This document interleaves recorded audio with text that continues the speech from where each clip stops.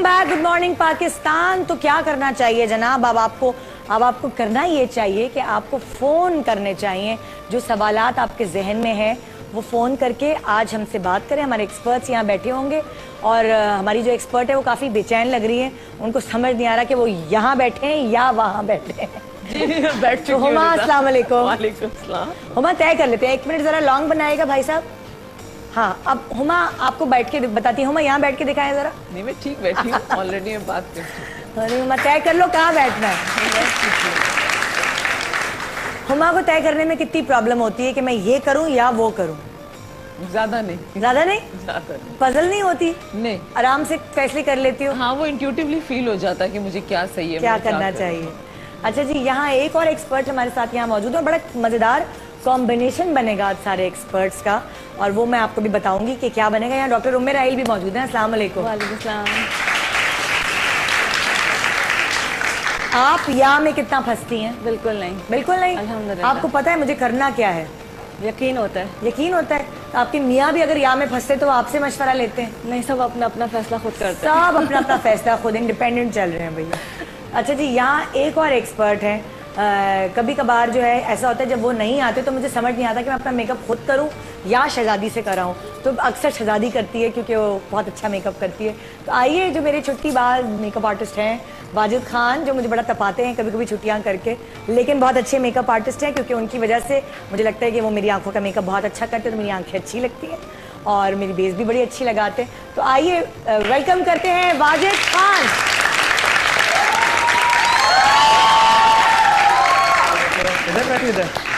देखिए, फिर यहाँ का सवाल आ गया। फिर यहाँ का सवाल आ गया। अस्सलाम वालेकुम, रमजान मुबारक। वालेकुम अस्सलाम। आप दोनों की कोई लड़ाई वड़ाई तो नहीं है ना? नहीं। वरना अगर आप बताएं मैं इसको दूसरे सोफे पे भी बिठा सकती हूँ। किसी से कोई लड़ाई नहीं। अक्सर एक ही प्रोफेशन के जो लोग होते हैं उनके आपस में रिफ्ट्स होती हैं। ओह सॉरी, मेरा फ़ोन बज रहा है। ये मेरे रंग वाले का फ़ोन होगा, ज़रा मैं साइलेंट कर देती हूँ क्योंकि मेरे घर में काम हो रहा है, तो रंग वाले, प्लम्बर और कारपेंटर सबके फ़ोन आएंगे। सॉरी। हाँ जी, तो हम बात कर रहे थे कि फैसला करना कितना मुश्किल होता है। वाजिद खान, आपकी मेरी छुट्टियों की बात हो रही थी, आपकी छुट्टियों की भी बात हो रही थी। मैं भाग जाता हूँ ना ऑन एंड ऑफ, मैं फोन बंद कर देता हूँ, उठाता नहीं हूँ, फोन कर रहे होते लोग, और फिर मुझे तब मैं 3 दफा सवाल किया, आज मैंने 3 दफा सलाम किया। वाजिद ने सोचा कि इससे पहले कि मैं शुरुआत करूँ वो शुरुआत कर लेते हैं। वाजिद खान छोड़े, आपकी सब तारीफें होंगी आज, कोई बुराइयां नहीं। ठीक है, सब वो दरवाजे के पीछे। ठीक है। वाजिद खान, आपको फैसले करने में कितना मुश्किल दरकार होती है जब आप दुल्हने बनाते हैं? तो आपको लगता है कि इस दुल्हन के ऊपर इस तरह का मेकअप सूट करेगा या उस तरह का मेकअप? नहीं, ऐसा नहीं है। ऐसा नहीं है। इट्स बीन 13 इयर्स हम मेकअप कर रहे हैं। 14 साल हो गए, तो अब तो हमें बहुत चीज़ों का पता चल गया। और आपने पैदा होते ही मेकअप शुरू कर दिया। और जब आप करना शुरू करते हैं तो आपको पता चलना लग जाता है कि अच्छा इन आंखों पे ऐसा लाइनर लगेगा, इस पे ये कॉन्टूरिंग होगी, अच्छा ये कलर लगाना है, इस तरीके के बाल बनेंगे। तो अच्छा, हम पहला सेगमेंट हेयर से शुरू करते हैं, ठीक है ना? बालों से शुरू करते हैं। अब आप दोनों एज हेयर स्टाइलिस्ट यहाँ मौजूद हैं जी हाँ। और ये जो हमारी एक्सपर्ट हैं डॉक्टर उम्मे राहिल, ये क्या हो रहा है? सबके फ़ोन क्यों बज रहे हैं? हमारे डॉक्टर साहब कहाँ हैं? डॉक्टर साहब आ गए? डॉक्टर आजम साहब को भी भेज दीजिए, जो डर्मेटोलॉजिस्ट हैं। और डॉक्टर आजम हमें बताएंगे कि जो हम ट्रीटमेंट्स बालों में कराते हैं एज ए डर्मेटोलॉजिस्ट, वो बताएंगे कि इसके साइड इफेक्ट्स क्या हैं और उसको ट्रीट कैसे कराया जाए। तो हमारे पास आज जो एक्सपर्ट्स हैं यानी हुमा और वाजिद खान, ये हमें बताएंगे कि हम बालों के क्या क्या ट्रीटमेंट्स आज के ज़माने में ले सकते हैं और उन ट्रीटमेंट्स से क्या साइड इफेक्ट्स होंगे वो बताएंगे। डॉक्टर आजम साहब प्लीज़ आ जाइए। डॉक्टर आजम डर्मेटोलॉजिस्ट हैं। अस्सलाम वालेकुम।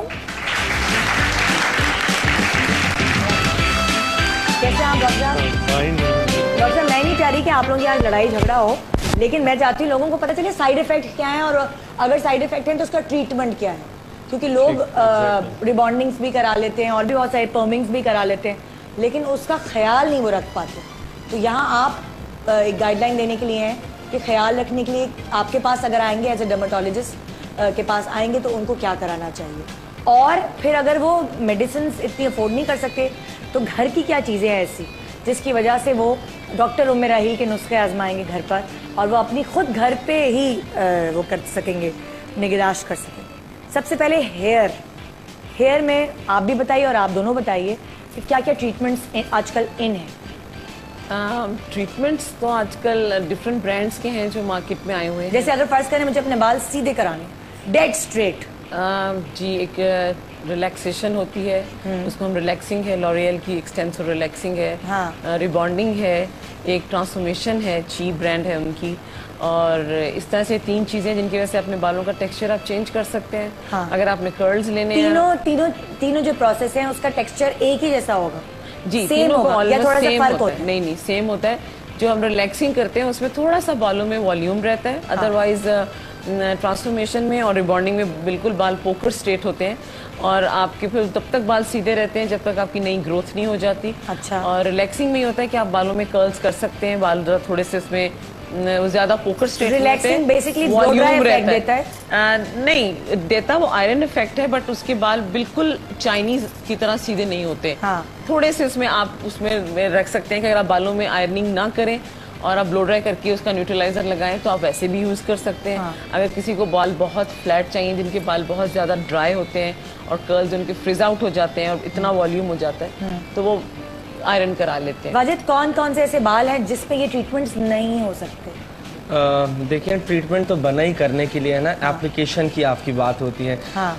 आपको पहले बाल समझने होते हैं। अगर आपके ड्राई डैमेज बाल आ गए हैं, हाईलाइटेड पोरस बाल हैं या वर्जन बाल हैं, तो केमिकल बने ही उस तरीके से हैं। फार्मूला नंबर 1 है, फार्मूला 2 है, फार्मूला 3 है, तो आप अकॉर्डिंग उसके आप फार्मूला अप्लाई करते हैं। ऐसा नहीं है कि आपने वर्जन बालों के ऊपर आपने कलर ट्रीटेड का लगा फर्ज करें आपके पास कोई मेहंदी लगा कर आ गया है कि मेरे फला डाई कर दें, तो हम केमिकली ट्रीटेड लगाएंगे उसके ऊपर। अच्छा। क्योंकि केमिकल है, मेहंदी भी एक केमिकल है ना, तो हम केमिकली ट्रीटेड लगाएंगे और उसको उसी तरीके से डील करेंगे। हाँ।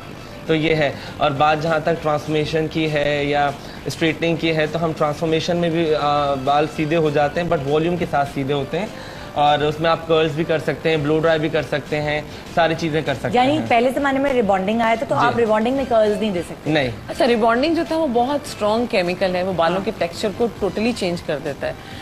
अच्छा, ज्यादातर जब आप रिलैक्सिंग करते हैं, ट्रांसफॉर्मेशन करते हैं, तो उसमें भी लोगों को यूजुअली ये होता है कि बेसिकली वो खवातीन जो ऑफिस जाती हैं या बैंक्स में काम करती हैं, जो भी काम करती हैं, उनको सुबह उठ के बाल बनाने में, क्योंकि कराची का जो मौसम है उसमें ह्यूमिडिटी बहुत होती है, फ्रिज बहुत आ जाता है बालों में।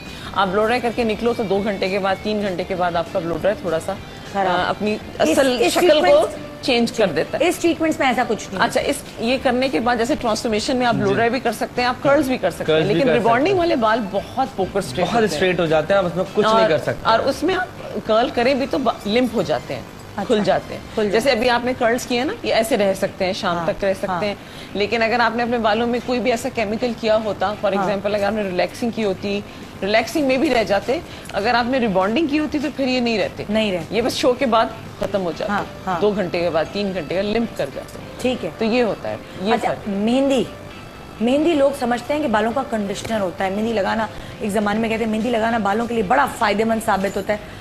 आप एज सैलून एक्सपर्ट्स क्या कहते हैं, क्या मेहंदी फायदेमंद है बालों के लिए? मेहंदी देखिए नेचुरल चीज़ है, तो ये बालों को ड्राई करता है, लेकिन उसकी भी एप्लीकेशन का एक टाइम है। ऐसा नहीं है कि आप हर हफ्ते लगा रहे हैं, हर 3 दिन में लगा रहे हैं। Once in a blue moon आपने 3 महीने में एक दफ़ा आपने मेहंदी की एप्लीकेशन कर ली, अगर आप कर रहे हैं तो 4 महीने में कर लिया। ऐसा नहीं कि हर 3 दिन में आपने कॉफ़ी में लाया, उसके अंदर आपने लीमू डाला, फिर आपने बालों में लगा लिया। तो हर चीज़ का ज़्यादा इस्तेमाल भी बालों के लिए नुकसानदेह है। आप लगाएं जिनको मेहंदी सूट करती है। मेहंदी बालों को ड्राई करती है। जी। अच्छा, मेहंदी का थोड़ा सा एक टेक्निकल जो मैंने एक्सपीरियंस भी किया और जो मैंने पढ़ा भी हुए, कि आप जब हेयर कलरिंग यूज करते हैं तो कलरिंग के मॉलिक्यूल और पिगमेंट्स आपके बालों में जाते हैं, वॉश आउट हो जाते हैं। मेहंदी जब अपने सर पे आप लगाते हैं तो मेहंदी बाल के ऊपर, क्यूटिकल के ऊपर कोट कर देती है। वो ये नहीं करती कि क्यूटिकल खुला और उसका पिगमेंट चला गया, वॉश आउट हुआ तो निकल गया। मेहंदी अगर सर में लग जाए तो 5 से 12 साल तक रहती है। अगर बाल कट नहीं जाते, आप उनको काट नहीं देते, तब तक वो मेहंदी सर में रहती है। मेहंदी का जितनी आप मेहंदी लगाते जाओगे उसकी कोटिंग मोटी होती जाती है। अच्छा। तो जैसे हमारे लिए ऑक्सीजन बहुत जरूरी है स्किन के लिए, इसी तरह इन लंबे बालों के लिए, जो कि बाल हमारे लंबे होते हैं, लेंथ होती है, उन बालों के लिए भी ऑक्सीजन की जरूरत होती है। बालों के भी क्यूटिकल होते हैं, वो ब्रीथ करता है बाल। लेकिन अगर आप मेहंदी लगाते जाते हैं तो उसकी कोटिंग से वो क्यूटिकल बंद हो जाते हैं, तो इसीलिए बालों में ड्राइनेस मेहंदी की वजह से एंड्स में बहुत ज्यादा हो जाती है। ठीक है। हमारे यहाँ खवातीन समझती है पर टाइम बिंग एक शाइन आ जाती है बालों में, कलर आती है, जरूर आती है शाइन। लेकिन आप सोचिए कि जब आप मेहंदी की कोट कर रहे हैं, उसके अंदर भले आप अंडे मिला दें, दहिया मिला दें, देसी घी लगा दें, वो चीज बाल के अंदर जा ही नहीं सकती, क्योंकि मेहंदी अपनी ही कोट कर देती है।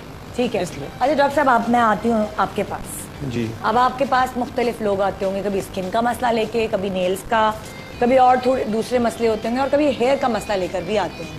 डॉक्टर साहब मुझे ये बताएं, जो ट्रीटमेंट कराए हुए हेयर्स होते हैं, जैसे पर्मिंग, रिबॉन्डिंग और इस तरह के ट्रीटमेंट्स जिनका नाम ले रहे हैं ये लोग, उससे बालों में क्या इफेक्ट्स होते हैं? देखिए, मैं पहले थोड़ा सा क्लियर कर दूं है कि जो मेहंदी का आपने सवाल उठाया, that is a very important question. जिन बच्चे या बच्चियों के यंग एज में बाल सफ़ेद हो जाते हैं और वो डाई का इस्तेमाल कर लेते हैं, तो 35 से पहले डाई का इस्तेमाल इज़ नॉट ऑन। अच्छा, नहीं करना चाहिए। मेरे पास बेतहाशा बच्चियाँ आती हैं या दूसरों के पास भी कि यंग एज में डाई लगाने से बाल, बकिया बाल जो हैं वो और तेज़ी से सफ़ेद होते हैं। अच्छा, तो you should not do it. जो अगर बच्चों के यंग एज में ही आप सफेद उसको बाल निकलना शुरू हो गए तो क्या करें? रहने दें? हाई रिश्ते नहीं होंगे या खवातीन अगर हैं, रिश्ते नहीं होंगे लड़कियों ने अगर सफेद बाल हो तो वो तो कहेंगे उम्र तो वैसी शक्ल से ज्यादा नहीं लग रही, बाल सफेद है। देखिए, जो फैक्ट है वो आई मस्ट टेल यू, मैं हालात के हिसाब से नहीं चलना, मुझे जो फैक्ट्स है I have to say that. आप कहते 35 साल से पहले नहीं उसको डाई करना, नहीं करें। अच्छा। दूसरा, अगर ऐसा कोई एक आधा ओकेजन आता है उस पे एक आधी बार कर लें, ठीक है, but not on a regular basis. अच्छा। ये एक्सेप्टेबल डाई नहीं। से बालों को कितना नुकसान पहुंचता है, क्या होता है? बेतहाशा बाल टूटते भी हैं, बाल गिरते भी हैं, हेयर शाफ्ट को इटसेल्फ भी डैमेज होता है, क्योंकि बहुत सारे अक्सर सैलून में मुझे लोग कहते हैं, अरे तुम पतला बाल है ना, डाई करा लो, तेरा मोटा हो जाएगा। ये अब उनका ओपिनियन है, मैं I would give my opinion. एक बाल अगर जो पतला हो शाफ्ट उसके है, जो ऊपर बाल के जो है, उसकी इटसेल्फ हैज गॉट 3 लेयर्स। एक कॉर्टेक्स होती है, एक अंदरूनी मेडुलर पार्ट होता है, तो जो बाहर क्यूटिकल्स हैं हेयर के वो खराब होते हैं। अच्छा, स्प्लिट एंड्स क्यों ज्यादा हो जाते हैं? एक मिनट, मैं तो ये भी सॉरी आपको वो बहुत सारे सवाल उबल रहे हैं मेरे दिमाग में।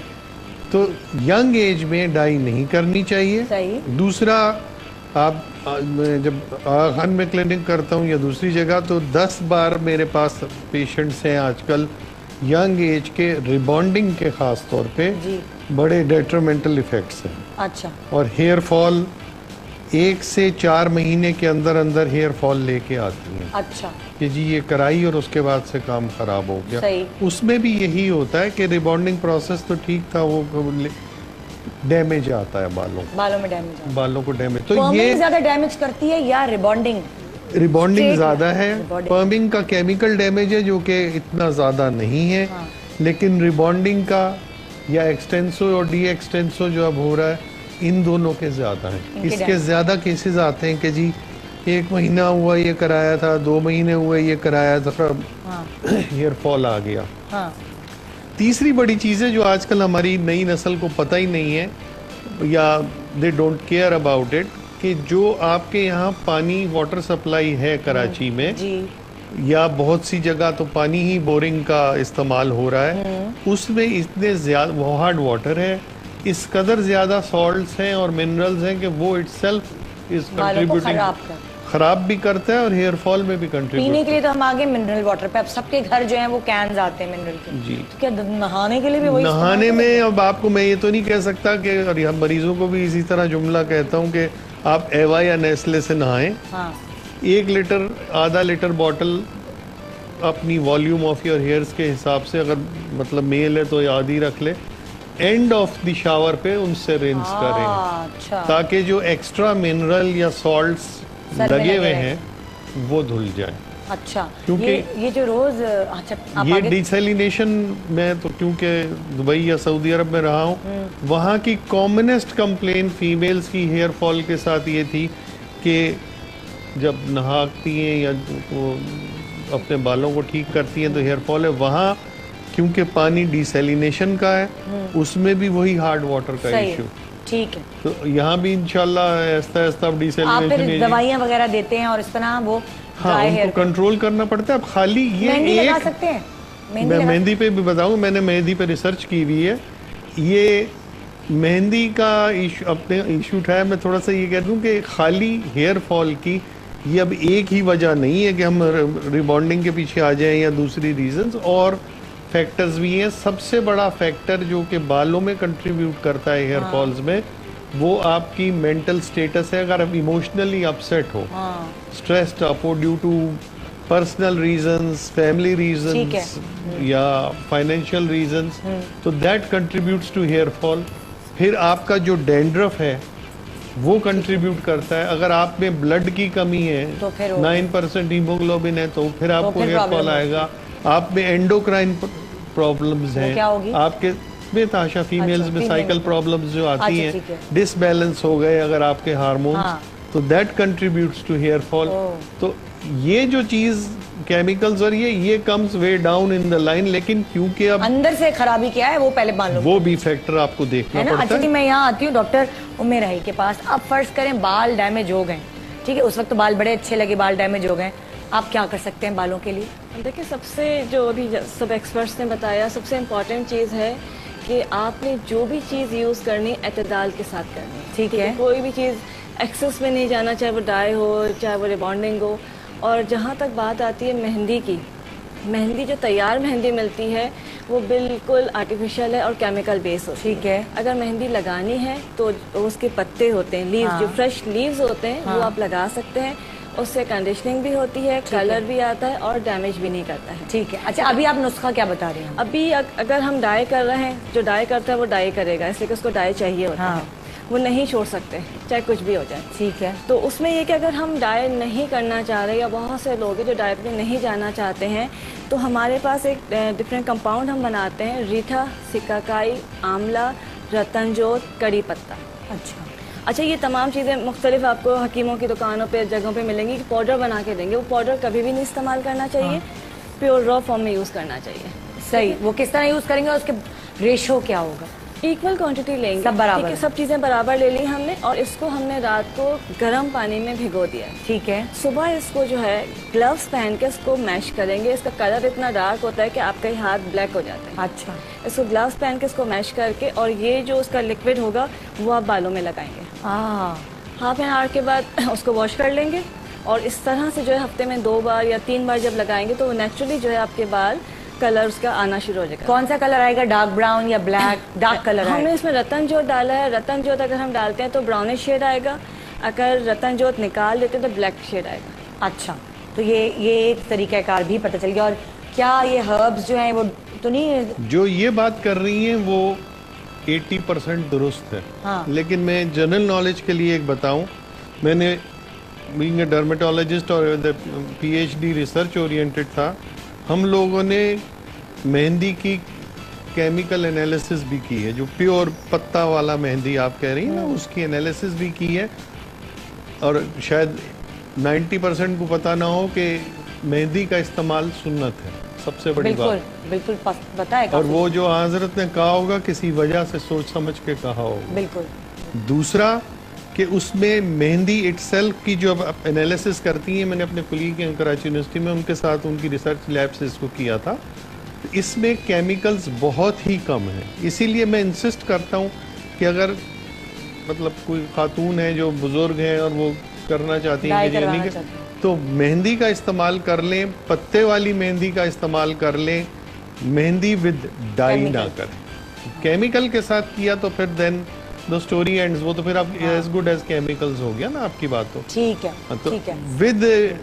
विदाउट केमिकल्स, जो अब आजकल सबसे बड़ा प्रॉब्लम जो कराची में हुआ होता है कि लोगों को पत्ते वाली मेहंदी नहीं मिलती, कहते हैं जी टावर जाना पड़ता है, पता नहीं कहाँ जाना पड़ता है। मैं कहता हूँ भाई जहाँ भी जाना पड़े जाओ ताकि बाल ना गिरे। अच्छा जी, मैं ब्रेक पे जा रही हूँ। ब्रेक पे जाने से पहले सिर्फ ये पूछना चाहूंगी आप लोगों से, जाहिर है फैशन भी बहुत जरूरी है, वो सारी चीज़ें हमें पता है कि कौन सी चीज़ हमारे लिए ख़राब है, कौन सी चीज़ सही है, लेकिन हम लोग फिर भी फैशन के बगैर नहीं रह सकते। तो ज़रूरी है ये जानना कि आजकल डाइज कौन से इन है फैशन में, क्या कोई ट्रेंड्स इन है या जो जिस पे जचता है वो होना चाहिए? नहीं, सबसे पहले मैं एक छोटी सी बात डॉक्टर साहब ने कही थी कि लड़कियां यंग, उनको डाई नहीं करनी चाहिए, बाल ग्रे हो जाते हैं डाई लगाने के बाद। डॉक्टर साहब हैं, मुझसे ज़्यादा इनको नॉलेज होगी, बट मैंने जितना अपनी हेयर ड्रेसिंग में पढ़ा है, मैंने भी स्कूल कॉलेजेस में से पढ़ के ही हेयर ड्रेसर बने हैं, ऐसे नहीं। उसमें ये होता है कि ग्रे बाल आपकी रूट्स में से उगते हैं, और वो एक दफ़ा जब उग जाते हैं तो ये नहीं होता कि उसके बाद उनकी क्वांटिटी आपकी इनर हेल्थ की वजह से बढ़ती है और कम हो जाती है। जैसे हमारे कुछ अर्सा ज़माने पहले तक लोगों के 40s में जाके बाल ग्रे होते थे, अब टीनेजर लड़कियों के बाल ग्रे हो जाते हैं। तो जाहिर है इनर हेल्थ और हमारा जो खाना पीना है और सब चीज़ों का बहुत बड़ा इफेक्ट होता है। लेकिन अगर ये कह दें कि आप जी आपने हेयर डाई किया था और हेयर डाई करने से आपके ग्रे बालों की क्वांटिटी ज़्यादा हो गई या आपके बाल ग्रे होने लगे, मैं बिल्कुल इसको एग्री नहीं करती, क्योंकि डाई करने से आपका जो हमारा ये बाल है इस वक्त, मैं कॉलेज के ज़माने से अपने बाल डाई करती भी आ रही हूँ और मैंने नहीं फील किया कि मेरे बाल ग्रे हो गए थे। मेरे बाल अपनी एज के हिसाब से, अब जो आज जिस एज में मैं हूँ उस एज के हिसाब से मेरे बाल उतने ही क्वांटिटी में ग्रे हो रहे हैं जितने होने चाहिए और जहाँ से होने चाहिए, सेंटर से या साइड से या जहाँ से भी। मैंने जब मैं कॉलेज में थी, मुझे तो डाई का नहीं पता, तब तो मैं हेयर ड्रेसर भी नहीं थी, स्टूडेंट थी, तो वो उस जमाने में ब्लीच आता था, हम घरों में ही कॉटन से अपने सर पे लगा के बड़े बड़े चंक्स बना लिया करते थे। हम लाहौर कॉलेज में पढ़ते थे और उस वक्त एक ट्रेंड था, हम करते थे ये। मैं बात कर रही हूँ 99 की, 98 की, ठीक है। तो अब जब आज तो हम टेक्निकली, मैं हेयर ड्रेसर हूँ, मैं समझ चुकी हूँ, पढ़ चुकी हूँ, सब कुछ देख चुकी हूँ, मुझे पता है। तो ये कह देना कि बाल ग्रे होके अगर आपने ऊपर डाई लगाया और आपका एकदम से एक पैच ऑफ ग्रे निकल आया, तो वो डाई की वजह से नहीं निकला, वो अंदर से निकलता है। जैसे एक पौधे के नीचे, गार्डन में आप जब पौधा उगाते हैं तो गमले के नीचे जो खाद आप डालते हैं उससे ऊपर का पौधा निकलता है। अगर खाद गंदी डाल देंगे पौधा सड़ जाता है। इसी तरह ये बाल जिस सर के ऊपर उगता है, सर के अंदर क्या हो रहा है ये जानना, उसकी हेल्थ, उसकी स्टेट, उसकी इमोशनल स्टेट, उसका स्ट्रेस, हार्मोन्स, प्रॉब्लम्स, ब्ला ब्ला ब्ला ब्ला ब्ला। फिर हम टारगेट करते हैं कलर को। लेकिन ये कह देना कि यंग एज में, अच्छा हमारे सारे वेस्टर्न कंट्रीज की लड़कियां 12 साल की भी नहीं होती हैं, बाल डाई कर लेती हैं। और तो ब्लॉन्ड होती हैं, वो वार्म कलर पे चली जाती हैं, जो वार्म कलर होती हैं वो से ब्लॉन्ड पे चली जाती हैं, ऐश कलर कर लेती हैं। तो हम ये एक स्पेसिफिक कैटेगरी नहीं बना सकते कि बच्चे जो हैं, आज जमाना डिफरेंट है बिल्कुल। मैं जब कॉलेज में थी, मैं ना लिपस्टिक लगाती थी, ना ग्लॉस लगाती थी, ना काजल लगाती थी, मुझे इजाजत ही नहीं थी। आजकल मेरी बेटी जो 7, 8, 9 साल की हुई है, बिल्कुल, तो उसको ग्लॉस चाहिए होती है। मेरे छोटे मेरी नीसेज हैं, उनको ग्लॉस का पता है, उनको मुझसे ज्यादा वो आईपैड्स पे खोल के उनको मेकअप मुझे बता रही होती हैं कि खाला आपको पता है आजकल नेल आर्ट में ये कलर चल रहा है। मैं कहती हूँ कहाँ से ढूंढ लिया तुमने? एक छोटा सा ब्रेक लेंगे, ब्रेक के बाद अपने गुफ्तगू को आगे बढ़ाएंगे। आज हमारी बात अटकी हुई है या पर। अब इस या के बीच में आपको भी अटकना है और अटके रहना है पूरे प्रोग्राम के थ्रू, क्योंकि अभी हम हेयर पे बात कर रहे थे, अब हम किसी और एस्पेक्ट पे बात करेंगे जो कि फैशन रिलेटेड होगा, मेकअप रिलेटेड होगा। उसके क्या साइड इफेक्ट्स हैं, उसके क्या फायदे हैं, ये सब जानने के लिए आपको देखना पड़ेगा हमारा शो गुड मॉर्निंग पाकिस्तान।